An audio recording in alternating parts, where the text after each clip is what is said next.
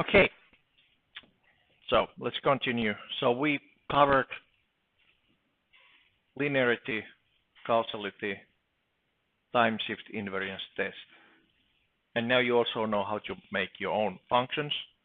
That actually helps a lot when you are doing this system. So basically the marking here actually is just showing that, okay, I have this output which is done by this function which is defined here. So don't be worried about the markings. So your output is simply x of n plus a constant 2.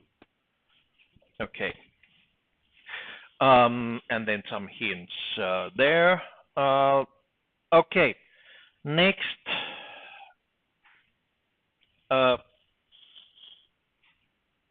So basically, how to determine the difference equation for the following system. The block diagrams you have had, and you know how to analyze it. So what you need to do is just to follow the signal. So this is the input signal xn multiplied by 1. Okay. Here you have the delay loop. So this is xn minus 1.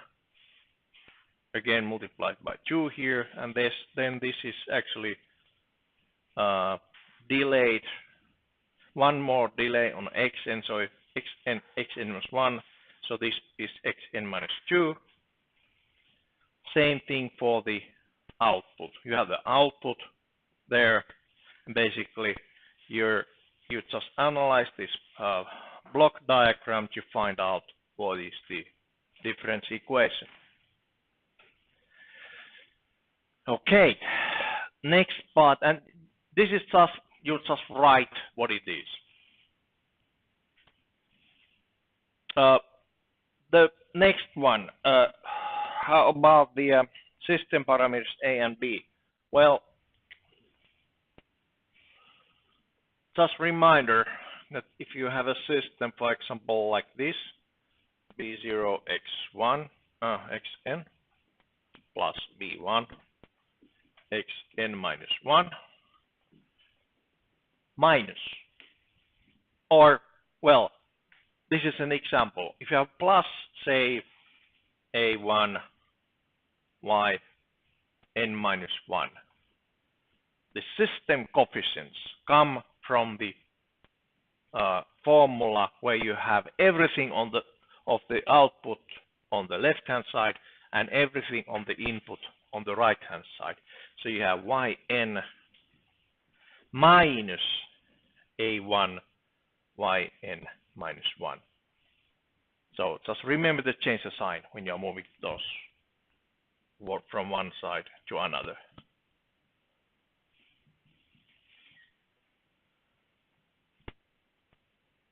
Okay, after that everything is easy.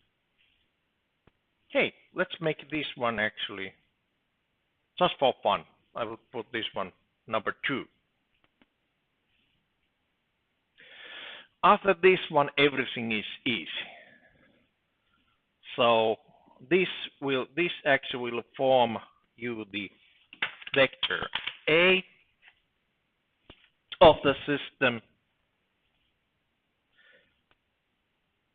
and that one actually forms the vector B of the system. And so that you have the A0 is the scaling factor for y of n, so no time delay. So here you have actually 1 times y of n. The first term or vector A is almost always 1. Okay, then the second term is not this one, but the second term is actually the scaling factor for time delay of 1, which in this case would be 0. The zeros in between you will mark always. Okay, and then you have this A2, the next one. Then the right-hand side, we have this B0. By the way, this B0 can be 0, just like what we did on that feedback system. Oh, the delay system. We have two first terms were actually 0, and then we had that 1. But here we have B0, and then we have B1. Okay. In principle, it would be a good idea to actually add here another 0, just to keep these the same order systems. So second order time delay, and also here time delay. But I usually just leave the leading or tailing zeros you can leave out. It doesn't make much difference on the system, but to be on the safe side, put all the zeros on the corresponding places up to the highest order delay, which also defines the order number of the system. So this is second order system. So highest delay is actually also the order number.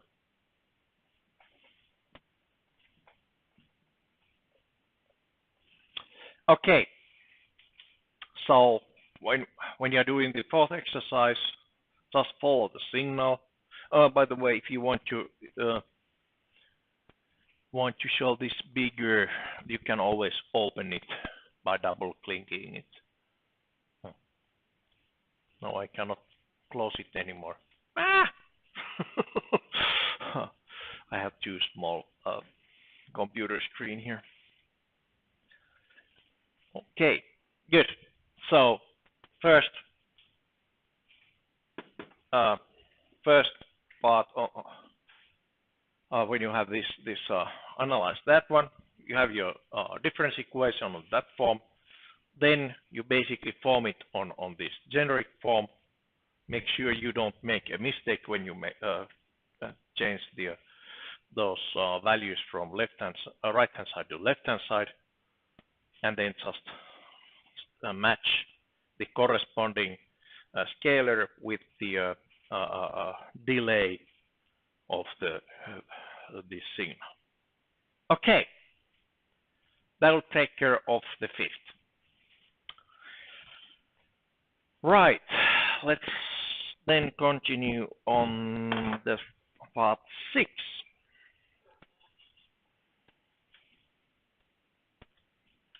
There. So how to calculate the zeros and poles of the system.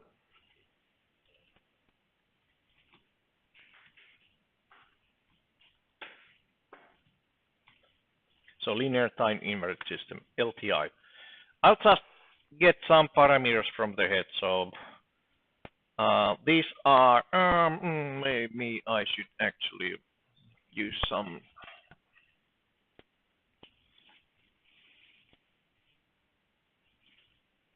Maybe we should actually have just a system, not just arbitrary system, but think of something here.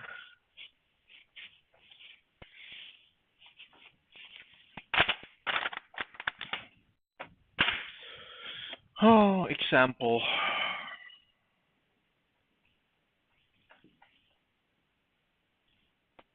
Oh, example there. Okay, difference equals y equals x of n minus half of x n minus 1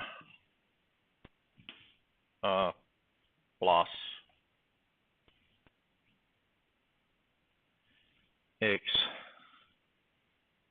n minus 2 plus half of yn minus 1. Yeah, that's enough. I have no idea what this system looks like, or does it even make any sense? All right, so first thing, define the parameters on paper. Yn minus half of yn minus 1 equals of x of n minus half x n minus 1 plus x n minus 2. This might be actually a stupid system, but we will see. I have no idea what it comes to. So my parameters A are 1 and minus half. Parameters B are, well, we can actually here add the extra 0. Parameters B, 1 minus half, 1. Good. So, right, let's start from A. A equals 2. 1 minus 0.5, 0. And B, 1 minus 0.5 and 1. That's strange. Okay, those are the system coefficients done from the difference equation. Now, the zeros and poles of the system. Zeros are the roots of the numerator polynomial, meaning this vector actually defines those. So remember the transfer function. Upstairs we have the bk zeta minus k. Downstairs ak zeta minus k. Okay. Zeros and poles. Zeros of the system zz equals, okay, roots of polynomial defined by b.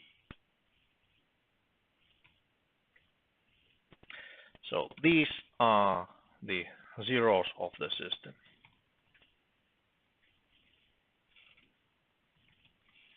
There. Ha. Complex. Complex numbers. Good. That's not the problem. Then poles, roots of AA. Poles. Ha.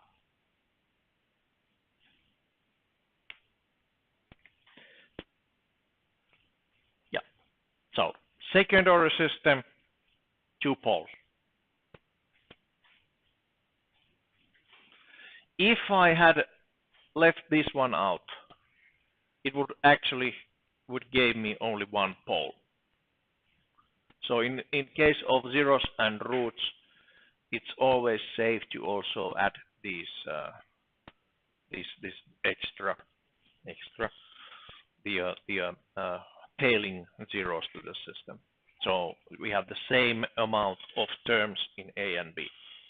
But for the filtering or the system implementation, of course, if you have a 0 multiplier, you don't need to implement that one. It's the output will be always 0 for that tab.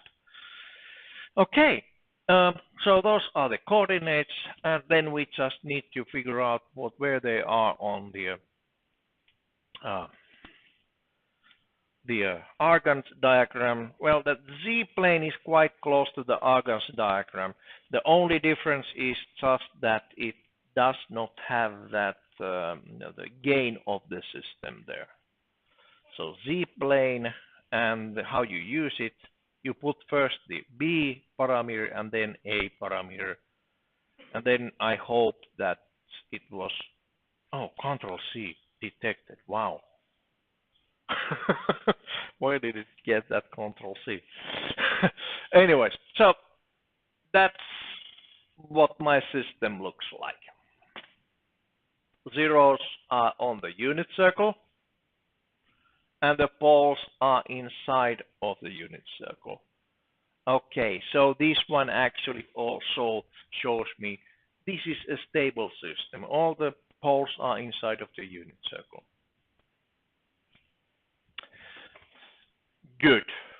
And also it does something for the system since there's 0 on unit circle. We'll go through that tomorrow. Anyhow, yeah.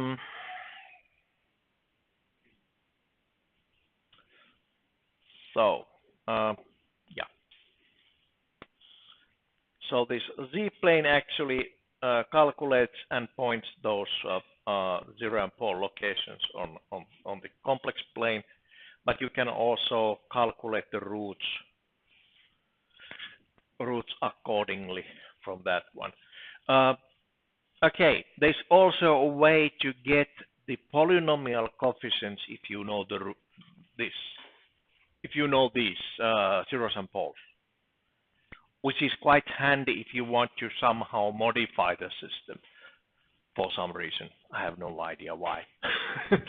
For example, if you are not happy with this point here, you could always move it somewhere in here. So move a real pole on a real axis, or then move both of these, for example, here, to change some property of the system. Maybe we could actually do that. So just for fun, I think it's not as a part of this exercise, but anyways. So now we have the roots from the polynomial coefficients, but then we can also have the polynomial coefficients if you know the roots.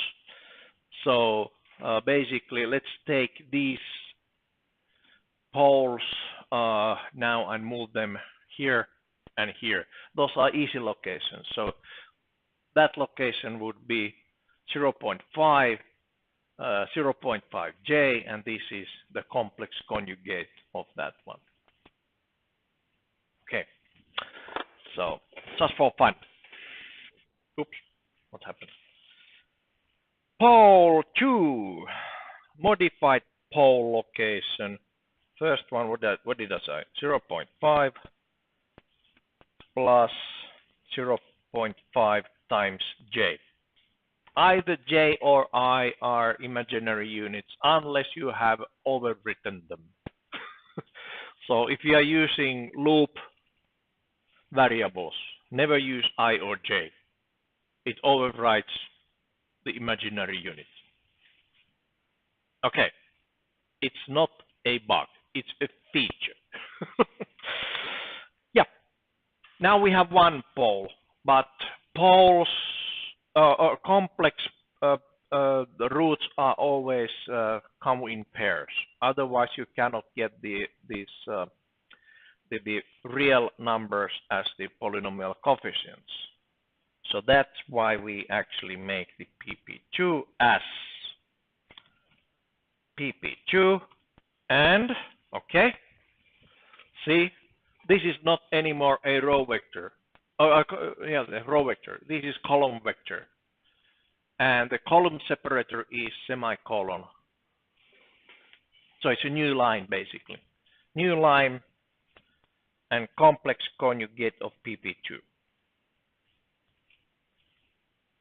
So that's a proper location.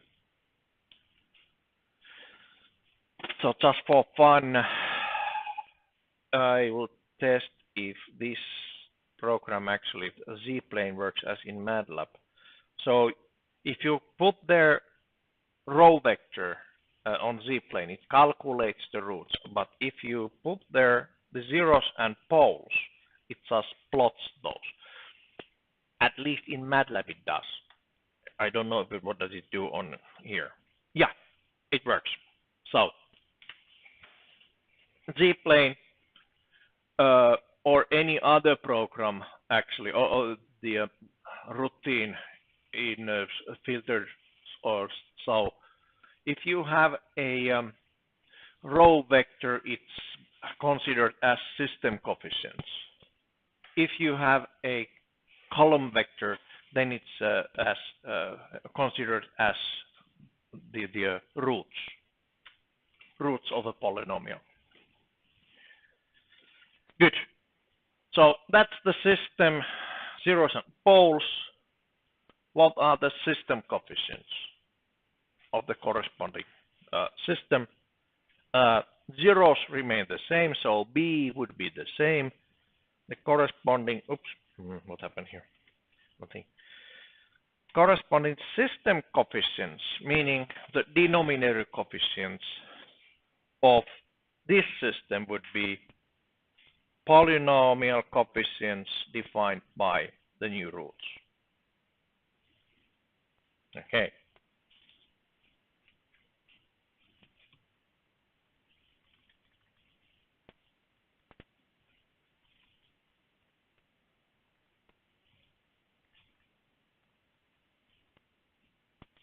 Okay.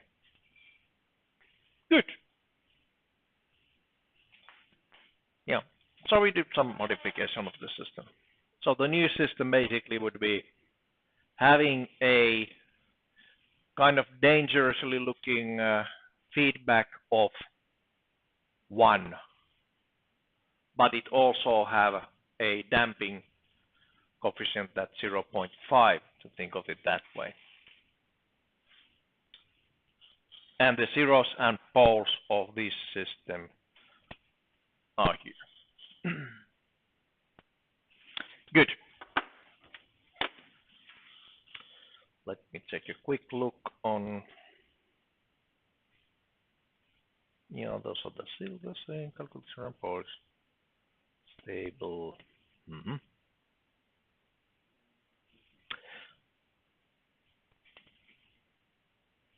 Okay. Now we are quite close to end of my show. All right. So we did some modification of the system and got the coefficients. Maybe I should actually write now the modified system.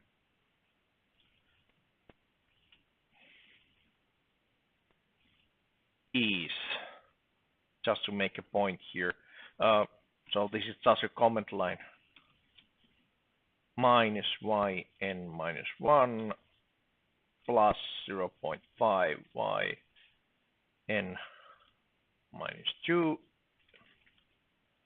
2 equals x of n minus, was it 0.5 x n minus 1 plus x n minus 2. So that's our modified system coefficients. So we have the multiplier 1 as the scaling factor for the y of n, minus 1 for yn n minus 1, and 0.5 for this, not n dot 2, but n minus 2. Sorry, typo right there.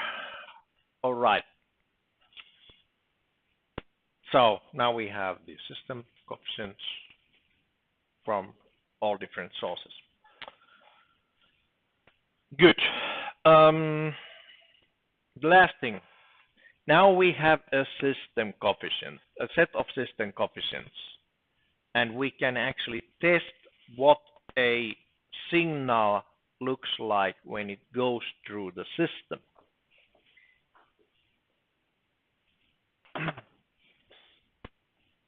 We have already done it.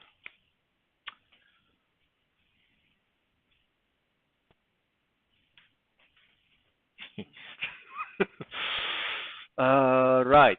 So if we have any system and want to calculate the what the system does, and our system is now defined by the transfer function.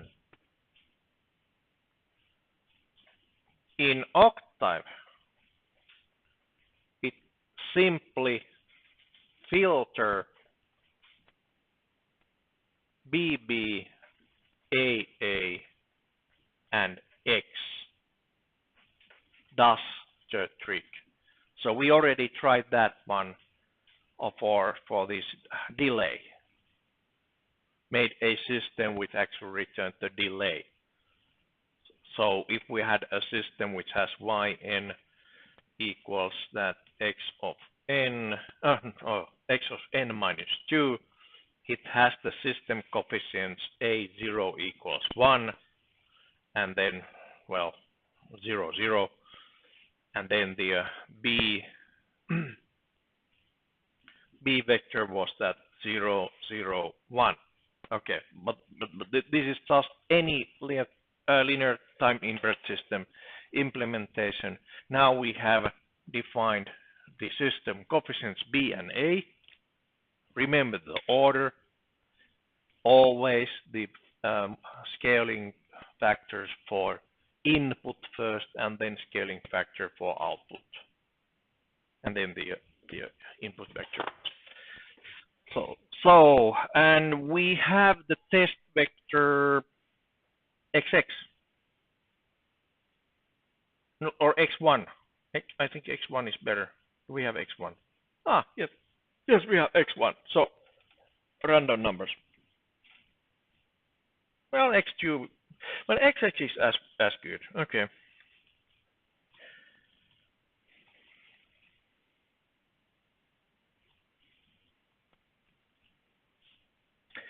So, stem nn xx. That's the signal which starts at the 0, and then it has random numbers. And output for this system defined earlier would be BB, AA, XX. So that's the original system output.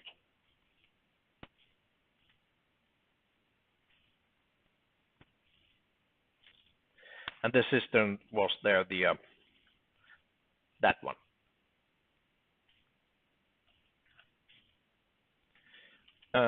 Let's stem YY. What did it do? I have no idea. But anyways, we can always put, put another figure.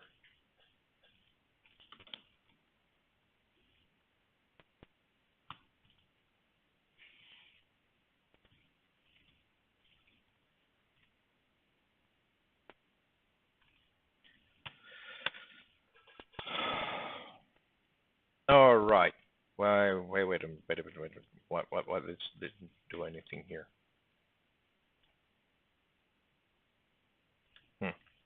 Let me try again.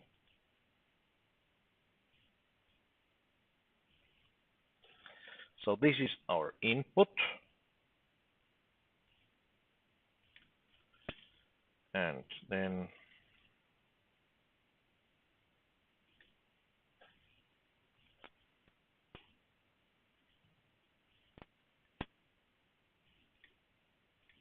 okay.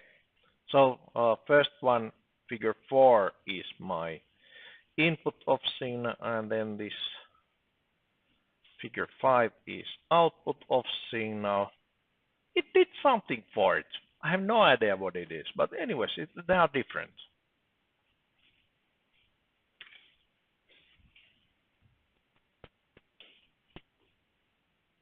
Yeah. Just by looking at this picture, it's almost impossible to say what it did.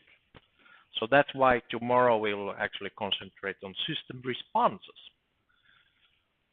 For me, at least, when I look at something happening in the signal, I would like to see what happens to the spectral properties of the signal, meaning, is this a filter? What kind of filter it is?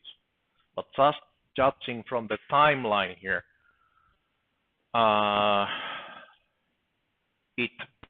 the new system could be some sort of low-pass filter. When you look at this region here, there's much more variability on the signal here than there. Maybe same thing here. You have much variability on the signal. Here you have less on the filtered signal. So there's an indication that it might be a low pass filter. No guarantees though, until tomorrow when we do some spectral analysis of the system. Good. So that was my show. Now you should start working on the exercises. And like yesterday, do it together, work together, communicate with each other. And the main thing here is to learn things. And now we also have, you have time until next week to actually return the exercise. Because this is not the stress test, this is basically for something for you to learn. Okay, good. That's all for my show today. I'll be hanging around here until I go home or hotel actually.